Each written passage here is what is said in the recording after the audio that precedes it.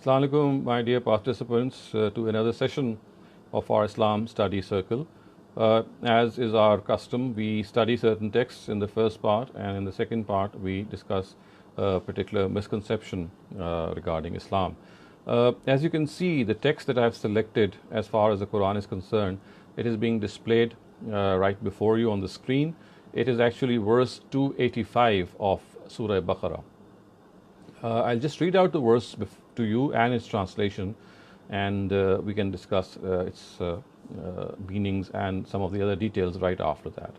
So it says, "Amana Rasul bima unzila ilayhi min Rabbihi wal mu'minun, kullun amana billahi wa malaikatihi wa kutubihi wa rusuli, la nufarriqu bayna ahadim min rusuli, wa qalu sami'na wa ata'na ghufranaka rabbana wa ilaykal masir." The messenger has believed in what has been revealed to him by his Lord, and so have the believers. All of them have professed faith in God, His angels, His books, and His messengers. They assert, "We do not differentiate between any of God's messengers." And they said, "We have heard and have obeyed. Lord, we seek your forgiveness and believe that on the day of judgment, to you shall we return." So you can see, my dear participants, from this verse that it clearly spells out the tenets of faith that we often come across in our textbooks, when we teach our children, when we ourselves went through a study course on Islam. This is a basic lesson that is placed right at the beginning of any course on Islam. It deals with the tenets of faith. And I would like to inform you that basically it is this verse of the Quran which spells out the tenets of Islam, the 5 tenets of Islam, or the 5 pillars of faith of Islam. And as you can see, it starts off by saying that the messengers of God and the companions, which means the earliest Sahaba, they have believed, they have accepted faith, they have professed faith. And in what have they professed faith? This is what is being suggested here, is what being delineated here. It says, "Kullun amana billah." First of all, they believe in God. And what does that mean? It means that they believe that that God is their Lord. He is their creator. He is the one who is the sole deity. He is to be worshipped. No one can be associated with Him. He has to be relied upon. And I always say that our biggest and strongest support is the Almighty. All supports are temporary. Our closest of friends, our closest of acquaintances, they pass away. They are not always with us. If we have someone with us, it is God. That is why His introduction in the Quran often says Hayy wa Qayyum, that He always exists, because this is an assurance that we all need, that He is always with us right from the time that we need Him, when we open our eyes as mature adults, till our last breath. We can depend upon Him. You see, the important thing here is that all of us are weaklings. We are weak individuals. We need someone to rely upon. We need someone to talk to. We need someone to trust. We need someone to obey as a superior being, as someone who has created us. So the first thing that this verse spells out is that you have believed in God. God is an entity. He is our essential need. He is someone whom we can depend upon. And that is why, dear viewers, I often speak about this, that we have to have a strong God connection. The stronger our connection with God, the stronger will be internally. And when I say stronger we be internally, it means that we will be stronger in order to face the trials of life. We will be stronger to face the problems of life. If we have God on our side, and if we have God to depend upon, to look up to, we can clearly see that our connection with God, the stronger it is, the stronger will be our response to these trials and tribulations. And since this world has been created such that trials and tribulations are an essential part of our life, we are tried and tested. And during these times of trials and tribulations, we pass through a lot of low and high points in life. And whenever we feel low, we need the company of God. We need someone to talk to. We need someone whom we can turn to and depend upon. So that is why it is essential that the foremost tenet of faith is the Almighty Himself, the Supreme Creator, the Supreme Being, the one who has created the universe, the one who is omniscient, the one who is omnipresent, the one who is going to call everyone to account one day, as we shall see as the topic of the verse also. Now, the second thing which the verse mentions is malaika, which means the angels. And this has been mentioned because angels are our connection with the Almighty. The Almighty does not directly communicate with human beings, but we need to know what is the means through which He communicates. So the verse points out that we have to understand that God is not aloof. He is not someone who is beyond our connection and our relationship. There are intermediaries who connect us with the Almighty, who bring His messages down to human beings, and they are this genre of human beings called angels. So angels are these beings who actually, at the behest of the Almighty, are running the affairs of His kingdom. And of course, we do understand that the Almighty did not need to have these angels to govern His or to help Him out in governing His state of affairs, but He has actually appointed them so that they can also communicate His messages to His creation. The third thing which is mentioned as a precept or a tenet of faith is kutubihi, which means the books of God. Now, what we need to understand and perhaps note here is that it's not says kitab, or it does not say that the Quran. It says kutub, all the books of God. And I think that this is a very essential and a very noteworthy thing, that we have to believe in all the books of God, on all the scriptures of the Almighty, because they have been sent down by the Almighty. We cannot adopt the behavior, for example, that we have adopted today generally regarding other divine scriptures. Seldom do we have the chance to read the Old Testament and the New Testament. This is because that our own connection with the Quran is so much that we don't even find that we have to connect with previous scriptures as well. So you see, the verse is actually telling us that we need to have this connection with all the books of God, not just the Quran, all the books of God.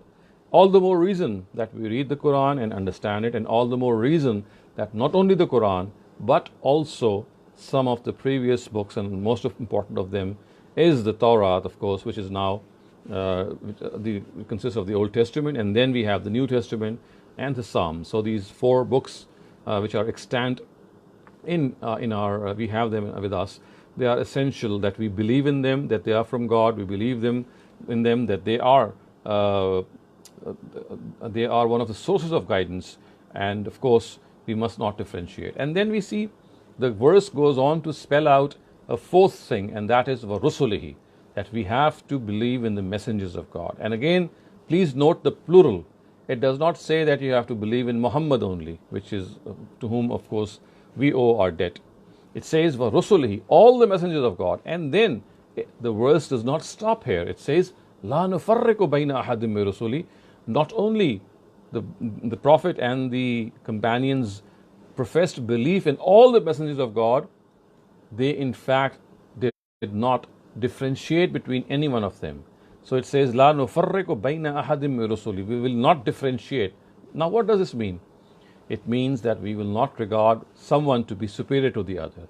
Each of the prophets have their own status, their own position, but none is to be given an absolute position. All of them have their own relative distinctions, but we will not differentiate. We will not say that we believe in some and not believe in the others. We have to unconditionally believe in all the messengers of God, and I think this is a supreme message of the Quran.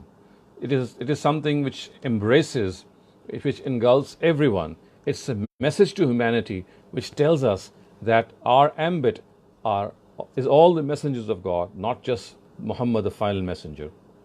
And I think this is an area, this is a part of the Quran in which we should revel, in which we should feel happy at how the Almighty has actually made this easy for us, and how through this we can become a single fraternity. Humankind can become a single fraternity because They are not divided into various followers of a particular prophet of God.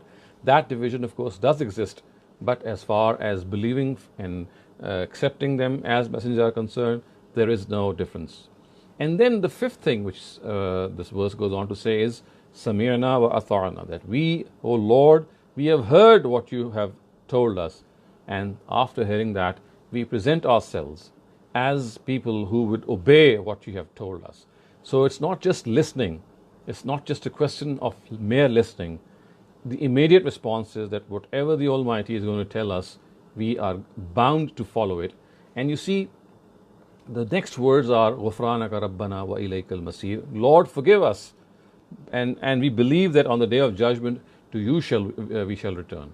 So you see, the fifth tenet of faith, which is belief in the day of judgment, although it's not mentioned the way the rest of the tenets are mentioned, but in a very distinctive way, it tells us that the day of judgment is also something that we need to believe in. And of course, there's no need to point this fact that unless we believe in a day of judgment, this world becomes a meaningless place. This world becomes a useless place. It does not give us a very tangible explanation. It actually confounds us. If this world is all there is, then a number of questions arise. The foremost being that why has the Almighty created this world such that there are people who, in spite of doing good deeds, end up in a lot of problems. And there are people who do bad deeds, they end up right at the top. And we find injustice prevailing. We find people being sacrificed. We find merit being sacrificed. We find so many imperfections. So if this world is all that there is, then of course we have this supreme question that then what is this whole world a part of, because we think that it's the grand scheme of the Almighty? Of course, the answer is well known. So, viewers, we've come to an end to this part of our segment in which we have discussed a Quranic verse. And now let's move on to the Hadith that we are going to discuss today. This Hadith is actually found in the Sahih of Imam Muslim. And it's a very, very subtle narrative, in fact, I would say. It's a narrative in which, if we can understand what the Prophet actually wants to convey, we will really feel this elation, this jubilation in our inner self. It's like a spiritual satisfaction that we will gain. Let me read out the words and the translation. So the words are, An Abi Huraira قال قال رسول الله صلى الله عليه وسلم الدنيا سجن المؤمن وجنة الكافر. Abu Huraira stated that God's Messenger sallallahu alaihi wasallam said, "This world is a prison for a believer and a paradise for a disbeliever." I think it says it all. What we were just discussing earlier on, that if this world is all that there is, then of course why should we bother regarding all those moral principles? Why should we bother to go through all that system of merit? Why should we suffer at all? Why should we always not make hay? Why should we not be indulgent in our behavior? So basically this narrative is something which answers this, that this world is not a world in which we have to indulge ourselves. This world is a world in which we have to pass through certain restrictions. There are certain restrictions that we need to follow. There are certain bounds and limits that we need to always observe. And this is figuratively actually reflected in the words of this hadith by telling us that it's like a prison to a believer. A prison to a believer, of course, means that he is a person of principles. He is bound by certain principles, and as long as he obeys those principles, he has to lead a life of austerity. He has to lead a life of discipline. On the other hand, it says that that this world is like a paradise for the disbeliever. Of course, the word disbeliever here means a person who has intentionally denied the Almighty, a person who has intentionally forsaken Him. The hadith says that for such people, this world is paradise. And I think this needs absolutely no explanation. And we can clearly see that this world really is paradise for people who would like to enjoy its adornments, who would like to enjoy its embellishments, and do without any restriction. Because if they adopt these restrictions, of course, it will not bring any joy to them. So it's like saying that people who have made up their mind to disobey God, who have made up their mind to disobey the truth and not accept the truth, for them this world is like a paradise. Because if you don't accept the Almighty, if you don't believe in the Almighty, there is no restriction upon you. You can do anything. Why should you follow a discipline? Why should you follow a decorum? Why should you stay away from your mothers as far as your sexual needs are concerned? Why is it that these relations have a certain amount of modesty amongst themselves? So in the case of a person who is a non-believer, this world is like a paradise. It offers him so much. As you can see, the purport of the Prophet is apparently the opposite. It says that, in fact, although this world is like a prison to the believers, but if he wants this to be a paradise, then of course he'll have to forego many of these restrictions.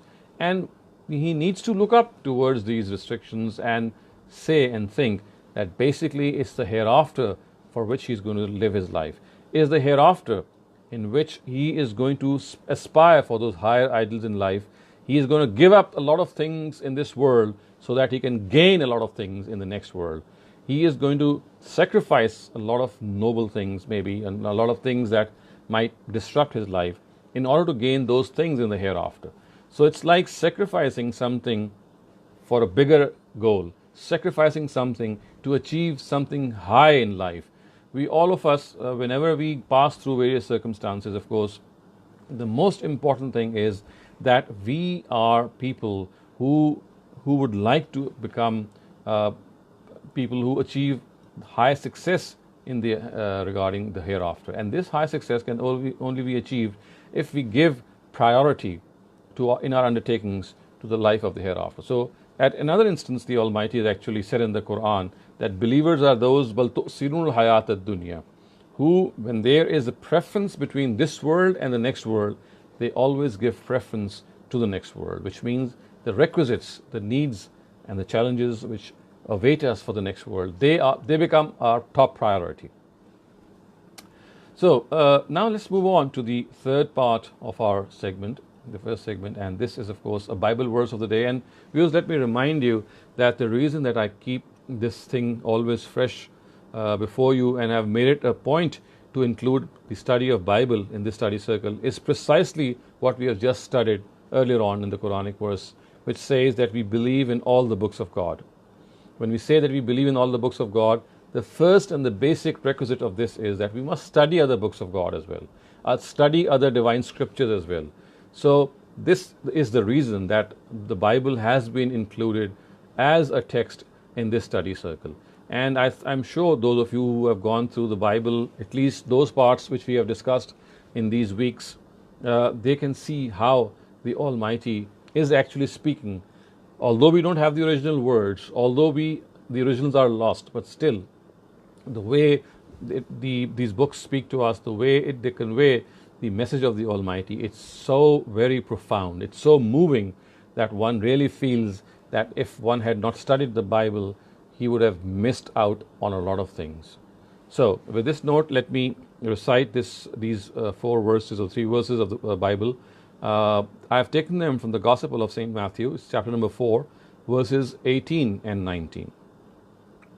So the words are, and when he, of course this refers to Jesus, and when he was walking by the Sea of Galilee, he saw 2 brothers, Simon, whose other name was Peter, and Andrew, his brother, who were putting a net into the sea, for they were fishermen. And he said to them, come after me, and I will make you fishers of men. Now this is such a profound, I would say, exposition that it really shakes you, and it really gives us this inspiration that how a prophet of God has used the situation to actually educate and teach some of his disciples. We know that Simon Peter, who's also called Patras in the Arabic language, or in the Urdu language, as some of the translations say, and then we have Andrew. So Simon and Andrew basically are 2 brothers, and they are fishermen, and they are putting their nets in the sea in order to catch fish.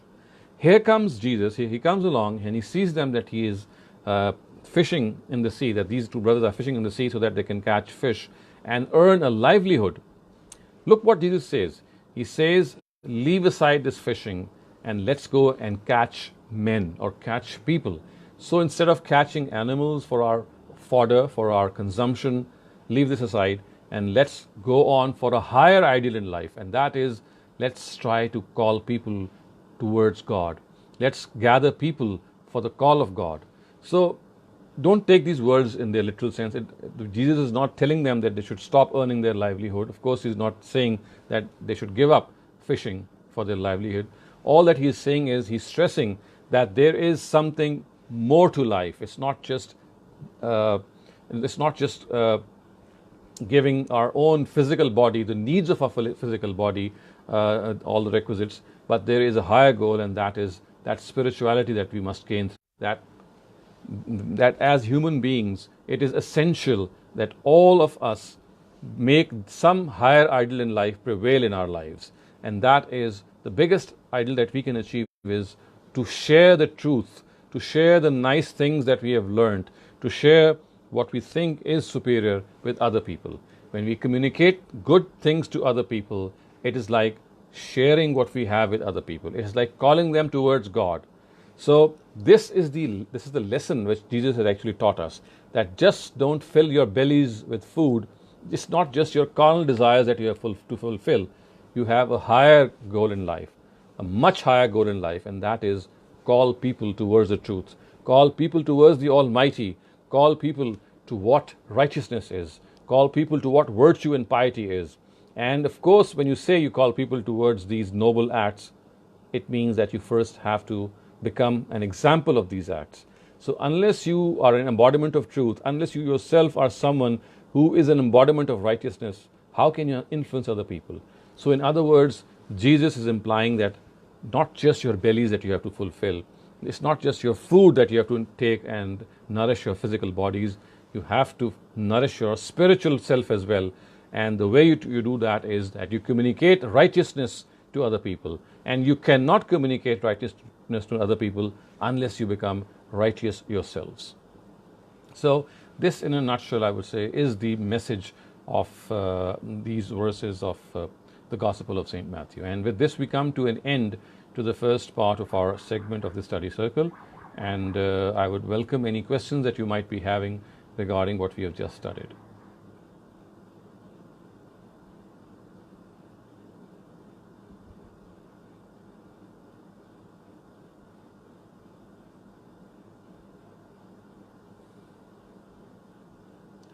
So if you have any questions, please let me.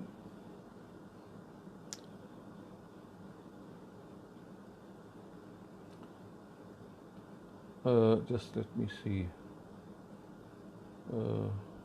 Okay.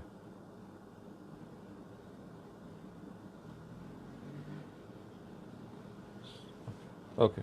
Please go ahead. Assalamualaikum, Shehzad Sahab. You mentioned about believing in all the messengers and their books. Prophet Sallallahu Alaihi Wasallam was the last prophet. And then what is the difference between the Quran and the previous books? And is there any difference? I sort of understood that the Quran was the final book and it was like you improve the previous books and the messages. And am I wrong in saying this?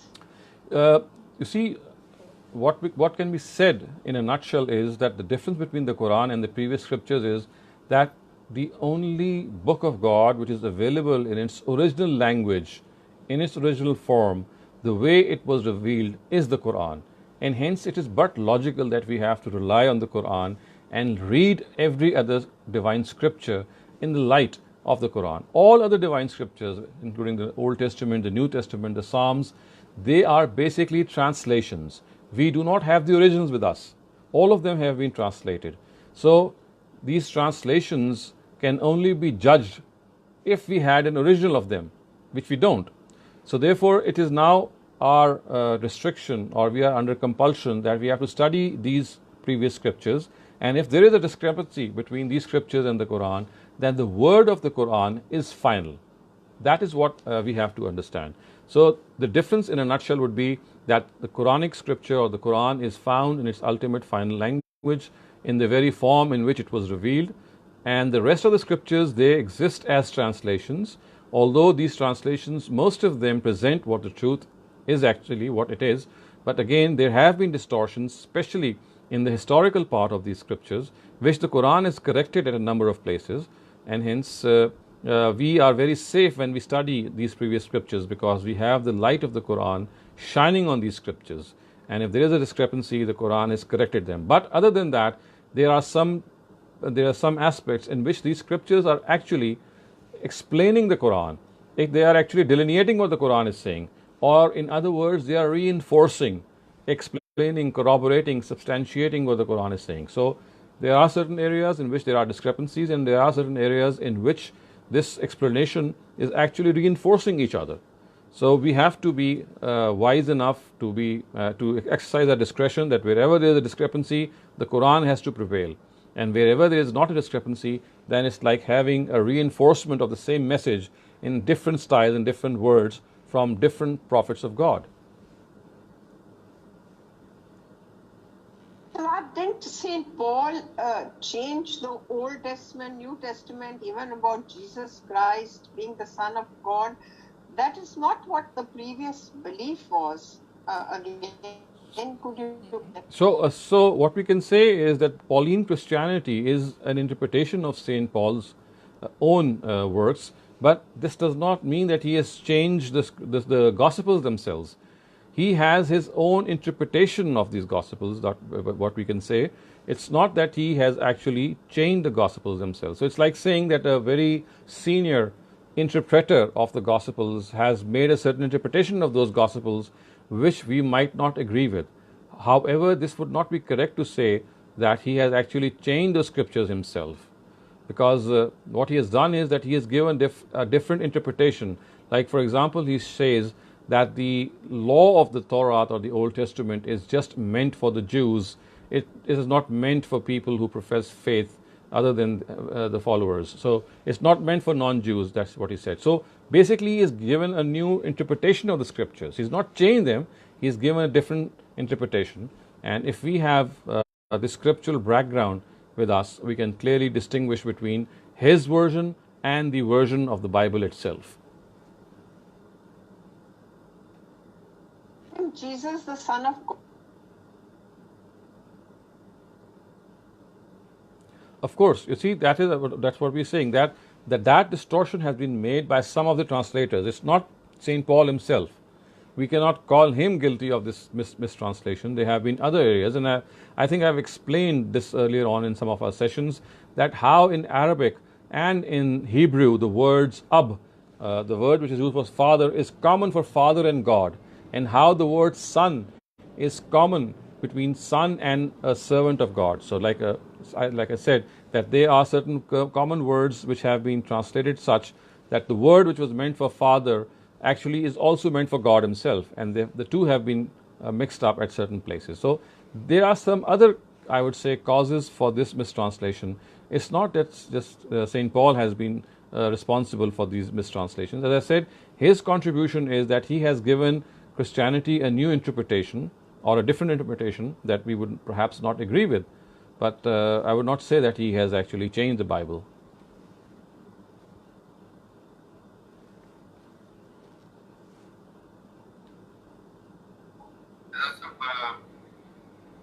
Muhammad Hashim Saab has a question. If you can unmute her mic, his mic. Just a quick request to everyone. When you have a question and you're following up, in the meantime, if you can mute your mic so there is no background noise. And once you're done, you can mute it as well. So, Rafia Saba, if you can mute your mic, please. Right. Please go ahead.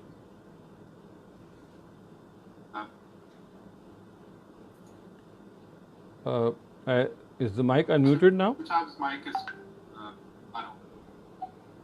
no, it's still muted. If you can click on it once. This is my question is right. Matthew part of the New Testament? What I mean is Injil, or it sounded like this is a Hadith? No, it's Or part of the, the New Testament. Matthew is one of the Gospels of the New Testament. So there are 4 canonical Gospels: Luke, Mark, Matthew, and John. So Matthew is one of these Gospels. Oh, okay. Because the way the verse is, it sounded like it's a hadith of Isa. So this proves my point even further, that how close these words of the Prophet Jesus are to the words of the Almighty Himself and to Muhammad Sallallahu Alaihi Wasallam as well. You can very well imagine that a person like you who has been just told of these verses, he has misconceived them to be perhaps words of the Prophet or the Quran. And this actually tells us that how this common origin of these sources speak for themselves.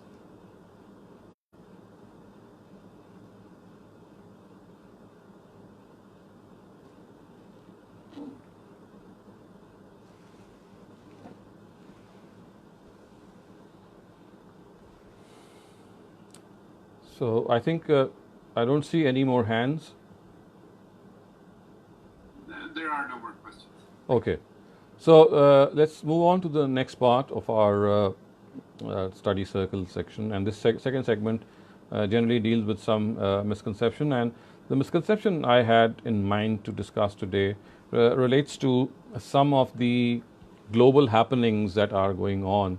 And since one of the happenings that continues to go on are these incidents, these isolated incidents of terrorism in various mosques, in various localities, in the US, in Canada, in Australia, in the UK, and we find Muslims doing these vandalism, destructive activities in which they destroy things, they kill people in the name of God, and they think that they are doing a service to religion, and this exactly is the purport of religion itself. And I have, although tried to discuss this aspects in various sessions, but I would like to make a rather comprehensive comment today so that we are able to know the origin of this misconception. Because you see, what is happening here is that terrorism, vandalism, extremism is being justified in the name of the Quran. So terrorism or extremism or vandalism, or call it what you may, the people who adhere to this, the people who are its advocates, they actually cite certain verses of the Quran. They cite certain ahadiths of the Prophet Muhammad sallallahu alaihi wasallam, and they think that what they are saying is primarily drawn from the Quran itself. That if they are killing some people who they think are non-believers, then this is what the Quran has actually told them. And let me remind you that some of you might know that it was in 1994, in a famous meeting of the Al-Qaeda leaders, when Osama bin Laden, who was of course not that prominent in those times, he had actually issued a communique, a declaration of war against the United States. This was way back in 1994, and he had actually quoted the Quran, a certain verse of the Quran. It read out, "Qatilu a'immatul kufr," which means that we will wage war against these leaders of disbelief, referring to the United States. And it said that unless this war is won, we will continue with our goal. So you see that a person like Osama bin Laden, and before him, this is not a new phenomenon. There have been other instances, and the thing is that they have cited the Quran. They have cited the Quran, and we know that William Gladstone, one of the famous Prime Ministers of the UK, he had the distinction of being the Prime Minister of Britain 4 times. So not 1, not 2, but he is the only Prime Minister of Britain to be the Prime Minister for 4 terms. He is reported to have said in one session of the Parliament, of the British Parliament, that unless the Quran exists, there can be no world peace. This is what he is alleged to have said. And whether the reason is what the acts of terrorism that in those times, of course, this is the late 19th century. So he was the Prime Minister of Britain from 1880s to the first part of the 20th century, so the late 1800s. And of course, we don't have the acts of terrorism that we see today in that era, which is about 130 or 40 years old. But still, a person like him is reported to have said that unless there is Quran, as long as the Quran exists, we cannot have world peace. And why? Because, of course, there are verses in the Quran which tell Muslims that they have to allegedly kill the disbelievers, they have to put them to the sword, they have to extract jizya from them, they have to make them subservient to themselves, they cannot hold key posts, or maybe they cannot be people who can have primary responsibilities in an Islamic state, and so on and so forth. There are a number of things which our fiqh actually discusses as a result of these Quranic verses. So I know there are a lot of details that can be that have to be divulged and that have to be shared with you, and I would advise you that if you would like to have a complete view of this of the Quranic verses, there is a small publication called Playing God, Misreading a Divine Practice, which is available from Al-Mawrid, in which these details can be seen. But just to give you a short summary of how terrorism, how extremism is justified in the name of religion, in the name of Islam, and how wrongly it is done so, and how these verses have a different context that we need to understand, not only the context, but also get educated ourselves and also educate our children. Because you see, people who are today living in the United States or in the UK or in Australia and other parts of the world as minorities, they are often faced with this scenario because they are bullied. Their children are often put to shame by actually making them realize that they are terrorists and they are disrupting world peace and they are not welcome in the localities that they are living. So, as I said very briefly, there is a divine practice which is mentioned in the Quran specific for the messengers of God.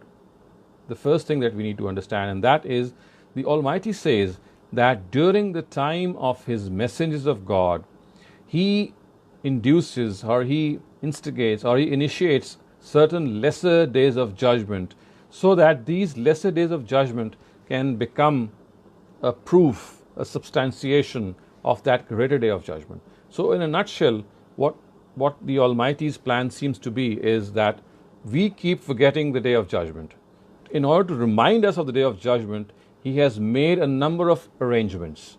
He has reminded us of the fact that the day of judgment has come because our own conscience is something which vouches for it, and there are other arrangements as well. But the strongest arrangement that the Almighty has made to make us remind of the day of judgment is that He has actually made these days of judgment, smaller days of judgment, appear on the face of the earth during the times of His messengers of God, so that these lesser days of judgment, when they are witnessed in history through various scriptures like the Quran and the Bible, the people like us, they are reminded that this lesser day of judgment, which occurred, for example, in the times of Muhammad, or in the times of Moses, or in the times of Jesus, or in the times of Noah, or Abraham, or other prophets of God, they tell us that there is a day of judgment for which we do await ourselves. The day of judgment of the nations of these messengers of God, they met that day of judgment in their own lives. And we have to meet our day of judgment. The only thing is that our day of judgment is deferred. They met their judgment in the lifetimes of their messengers. As the last progeny or the last nation of the last prophet, for us or for the rest of the world, this day of judgment has been deferred to the hereafter. And that is why the Quran actually is replete with the stories of the prophets of the past, of the messengers of the past, so that we, while reading those stories, can encapsulate the fact that we too are going to face a greater day of judgment. Now, the manner in which these lesser day of judgment is brought about is that a messenger of God delineates the truth before his addressees. And these addressees are then explained the various truths. They are given ample time to contemplate. And there is a term which the Quran says is itmamul hujjah, which means that the truth is conclusively conveyed to them. That means that there is absolutely no semblance of doubt left in their minds that what they are being told is not the truth. It's not because of any confusion. No confusion remains. It is as if I am convinced what the truth is. There is absolutely nothing left which can be of any cause of doubt. Such is the clarity of the truth which a messenger of God conveys.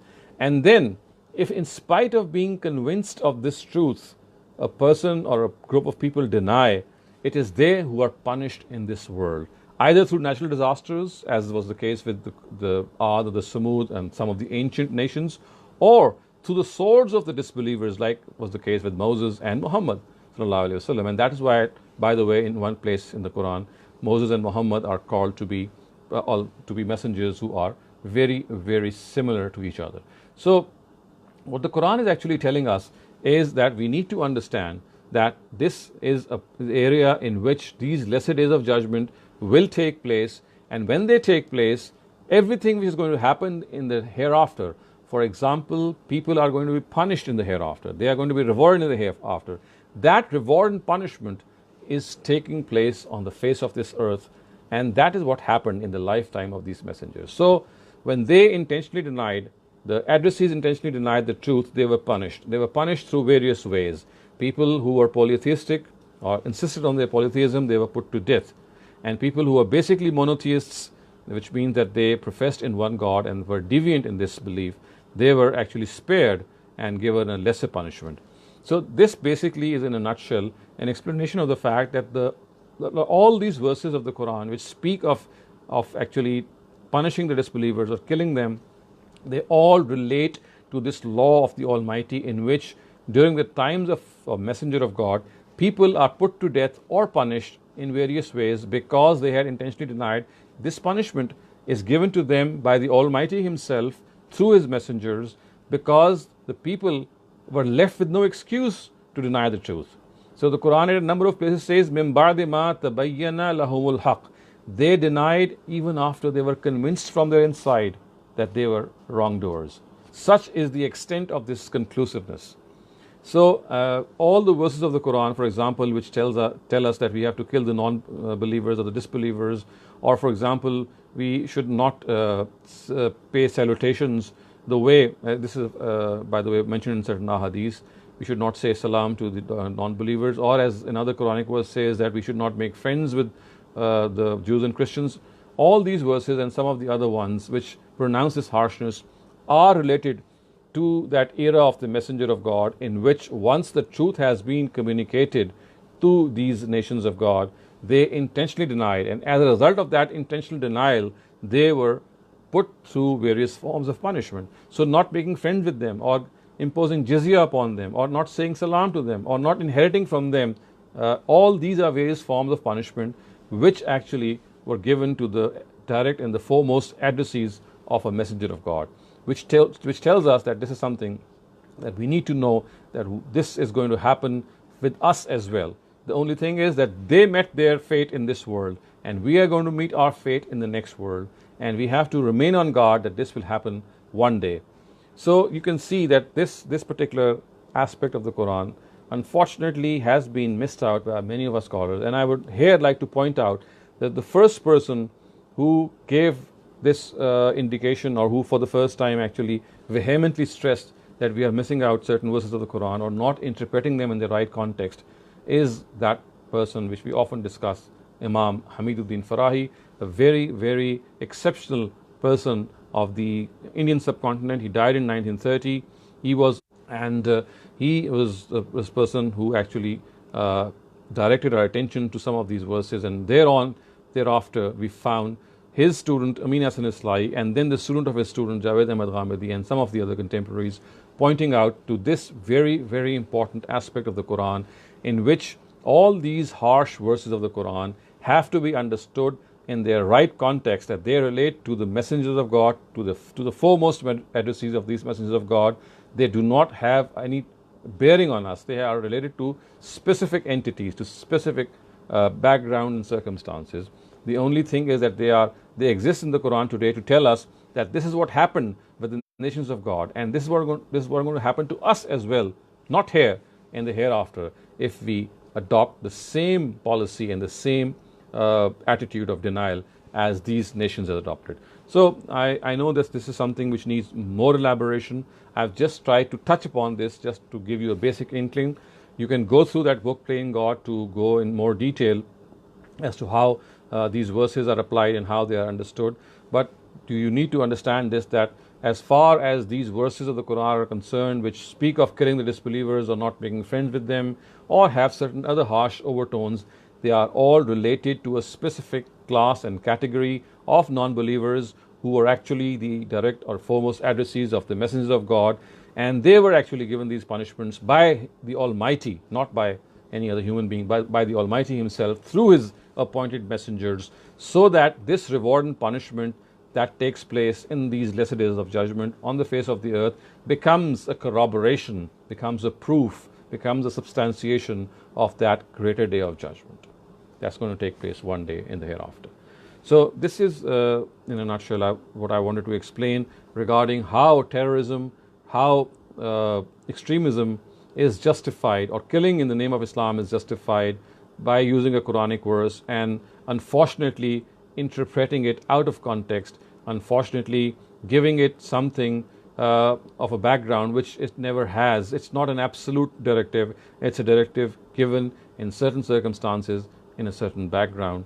And we need to understand that background, educate ourselves, and also educate our children regarding the basics and regarding the context of these verses, so that if they are bullied, so that if they are teased and harassed, they can tell us that this is an erroneous interpretation which has been made in the name of Islam. And let me tell you that this erroneous interpretation is not just from the Quran, it's equally from the Old Testament as well, because these punishments which are mentioned in the Quran, or the way the Quran deals with these non-believers, it's exactly the same as what the Old Testament or the Torah does with the disbelievers of that time as well. So it's not just the Quran, it's the Old Testament as well, which is exactly in line with what the Quran is saying.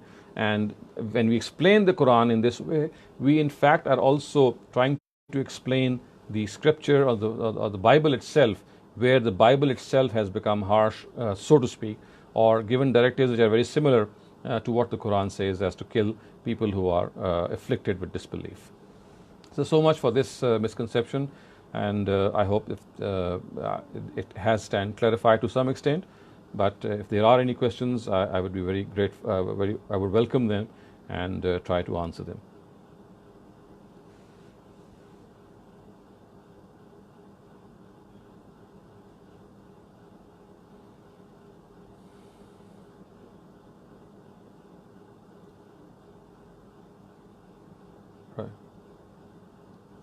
Right. Is this mic now unmuted?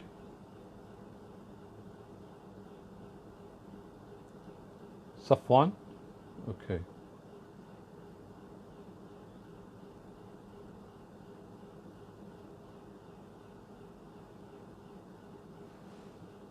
I don't see his name actually. It says Kashif. I says Muhammad Hashim and Kashif Khan are the people who have actually raised their hands, probably.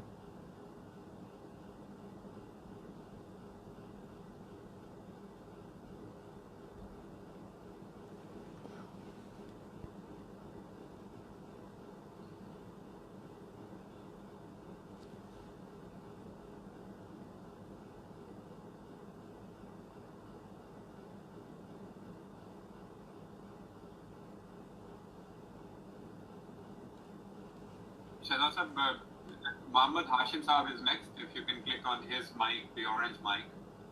Right. So I'm trying to click it, but it refuses to be opened. It says the attendee has self-muted it. So Hashim Saab, unmute your mic and ask your question.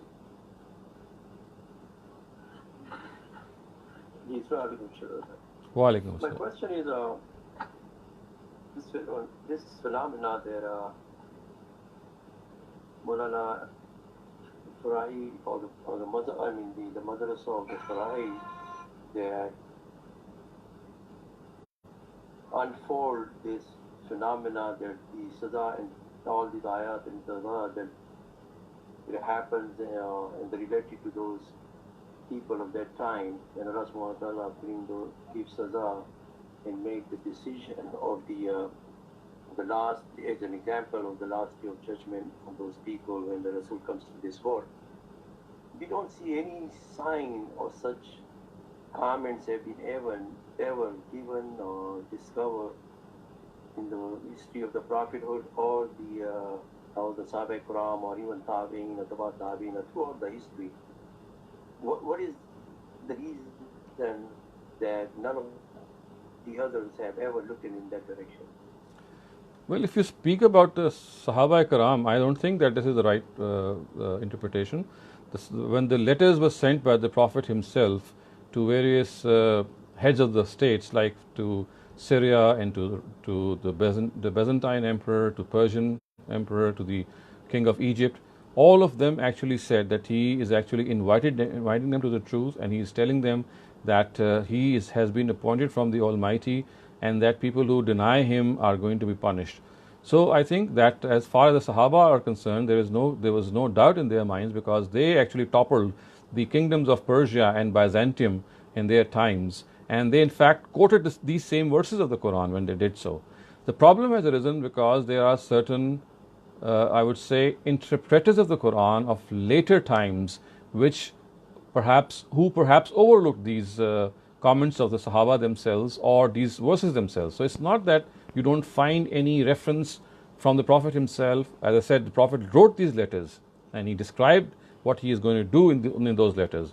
And when the Sahaba actually attacked Rome and Persia, they quoted these verses, and they actually they had this thing in mind that they are extending or they are implementing the punishment of God on the disbelievers because they had intentionally denied the truth.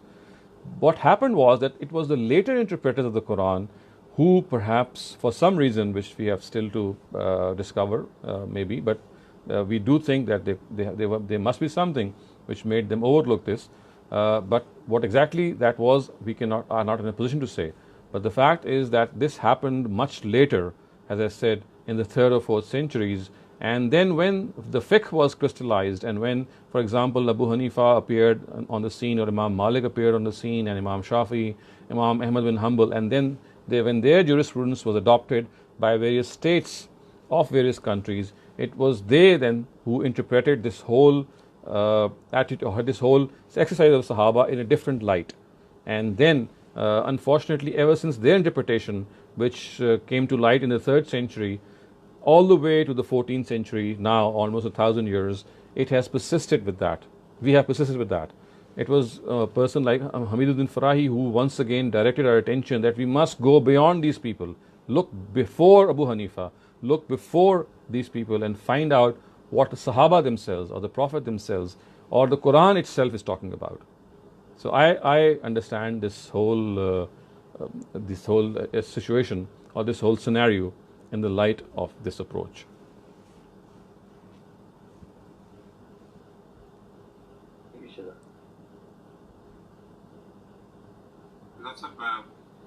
You have a question from Kashif Khan Saab. Kashif Khan. Kashif Saab, you are self-muted. Right. Thank you. Kashif Saab, unmute your mic, please, and ask your question.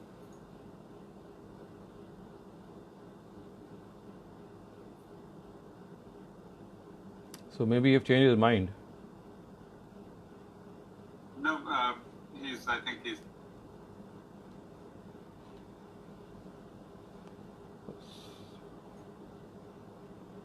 So I've opened the mic of Safwan Ahmed. Go ahead with the question. Yes, I think you can hear me now. Yes, I can hear you. My question is, help me understand the New Testament, please. So apparently 4 out of 12, I believe, survived today, and they appear to be like a chronological event of the Prophet Jesus. So what I don't understand, is it like the actual Word of God, or is it just like the chronology of events that have teachings of the God?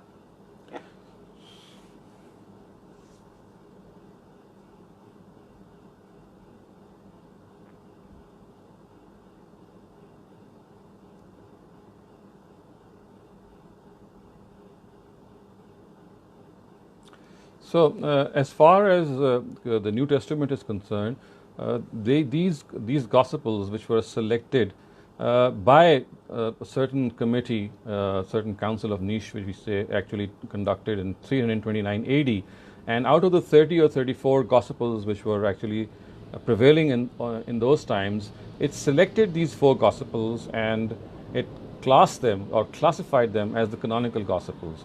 Otherwise, we have other Gospels as well, but they are actually they are consigned to the category of Apocrypha, or which are non-canonical. These are the 4 canonical Gospels, and they were actually originally written in Greek. And we can see that the language of Jesus himself was Syriac. So none of the Gospels was written in their original language.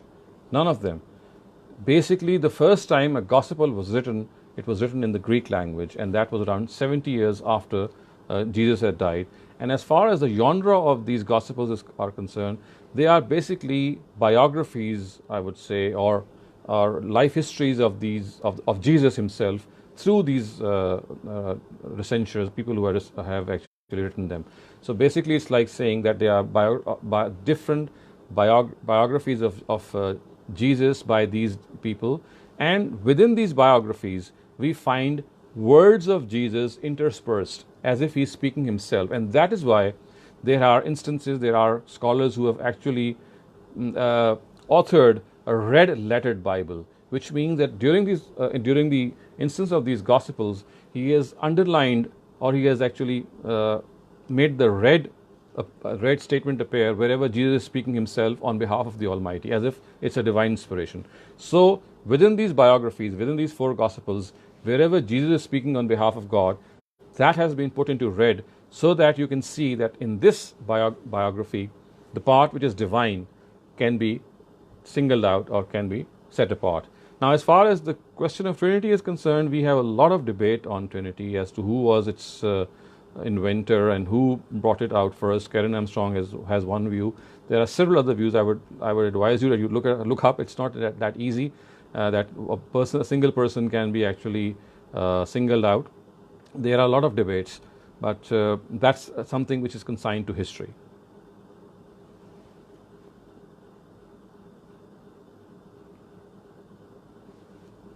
We'll try Safan again. Safan, your mic is muted from your end. Go ahead.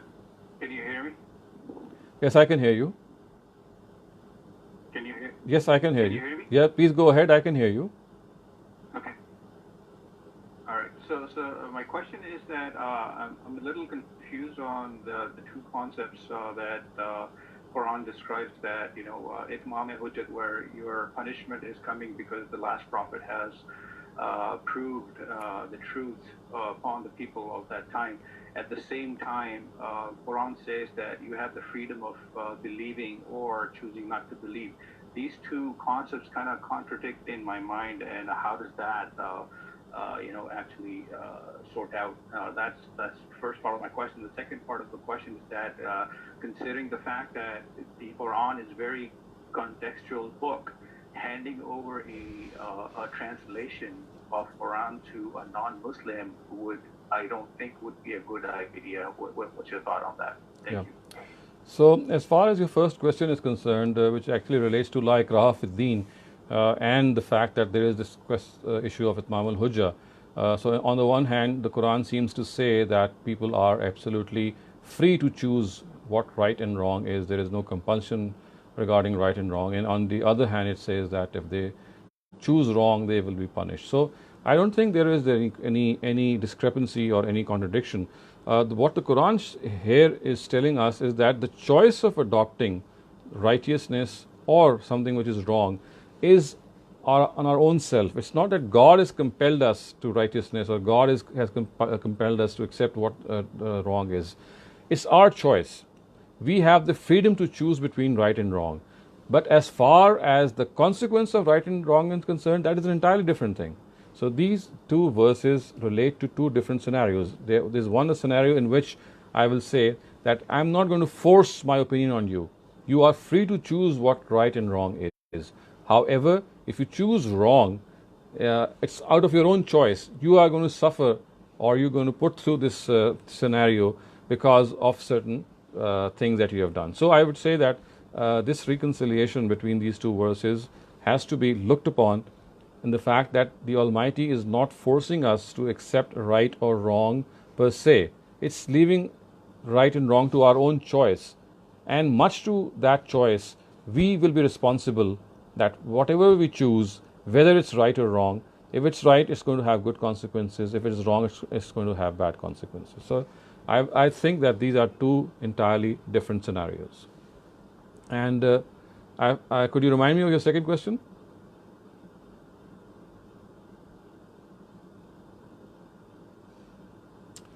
Right. So you're absolutely, I remember now. So you're absolutely right in your second question that because of this extremely specific nature of the Quran, when you hand over the Quran to a non-Muslim, there is bound to be this aspect in which whenever he reads certain verses of the Quran which are actually lambasting him or taking him to task, or maybe in his own interpretation he thinks that the way the Jews and the Christians are being dealt with in the Quran, and since he presumably is also a Jew or a Christian, so it's like being bashed upon one after the other without any perhaps plausible reason. So I would say that there are two things that we can do as a means, as something which can be of a preemptive nature. The first is that at Al-Mawrid, at our institute, we have developed a small booklet which is called Introduction to the Quran, which actually introduces the Quran in about 10-15 pages to a non-Muslim reader as to what the book is and how it approaches non-Muslims, and how we must not confuse the non-Muslims of the times of the Prophet with the non-Muslims of today, and how the two are different, and how the Quran actually correlates them. So this is something that you will find that is going to be published very soon, in the next maybe 1 month or so. It's a short booklet which is meant for this very purpose, that before you hand over the Quran to a non-Muslim, you give him or her introduction to this work of the Almighty, and then you give the translation of the Quran. But other than that, let me also tell you that strange are the ways of the Lord. You see, however much we humans would like to prepare other people for what God is actually saying or not saying, you see, the book itself, there is something in the book itself which does communicate a lot to non-believers, because you see, it's not just this issue of how the Quran is dealing with the non-Muslims. The Quran is an amalgam of so many other things which inspire people to come closer to God. For example, the concept of Tawheed, or oneness of the Almighty, the concept of the fact that you are subservient to a single God, that has the single most profound appeal. So even if people don't understand this aspect of the Quran, in which they might get confused that the Quran is speaking very harshly regarding non-Muslims, or the punishment of the non-Muslims, or issues like jihad, in spite of this, people have continued to accept Islam ever since the time of the Prophet, even though this particular aspect of Itmam al-Hujjah was not always clear to them. Why? Because, as I said, the Quran has a diverse appeal. If there is a confusion, of if there is something which is not answered by this issue of conclusive communication of the truth, or Itmam al-Hujjah, it is actually covered, or I would say in a broad sense, that it has so many other ways of making other people realize that it is from a book from God, that they cling to those other ways as well.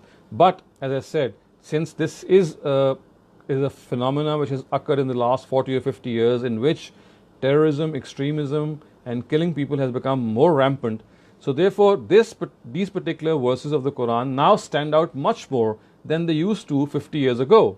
50 years ago, when there was no such terrorist activity, although we still had verses in the Quran, but still, since they were not acted upon, so that part of the Quran was, I would say, not as disturbing to a newly converted Muslim or a person who was coming closer to Islam. But today, 50 years, in the last 40 or 50 years, where Quranic verses are being cited in favor of terrorism, is this need that we have to make our non-Muslim friends understand where the Quran is coming from. Why is it becoming harsh, and where is this law of Itmam al-Hujjah has actually originated from? It's not just the Quran. The Old Testament, the New Testament, they also speak and refer to this law. So that is the problem that I wanted to sort of highlight as well, that basically it's because of this terrorist activity which has become rampant in the last 40 or 50 years, that we need to give a non-Muslim reader this introduction of the Quran before we hand over the Quran itself to them.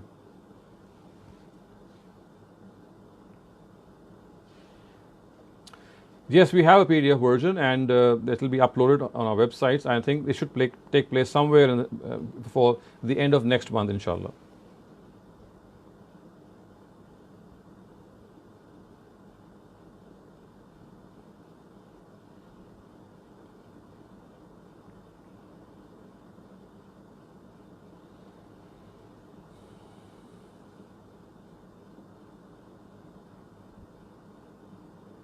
Okay.